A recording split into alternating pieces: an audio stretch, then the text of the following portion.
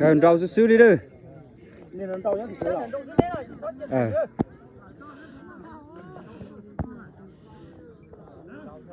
Thả lò đi. Nè vua mà cần chó đi vua nè. Nè vua chỉ cần rau thôi. Ôi, thả hủ chấp đâu. Nè vua mà trâu cứ tá đó nhớ. Chú có tao.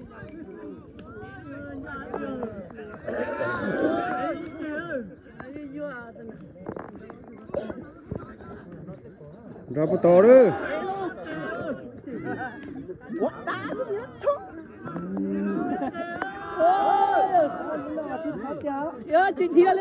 Tao cha đâu.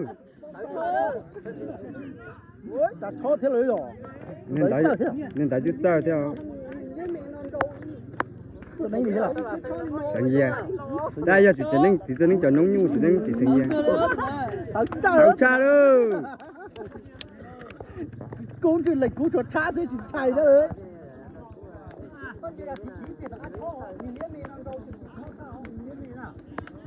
Mà giờ su cha đây giờ bỏ tay luôn tại giờ chỉ su nhận thìa luôn quật đá nữa. Lúc này thôi chuyện lệch đó đó. Chú ơi, cháu xa đâu.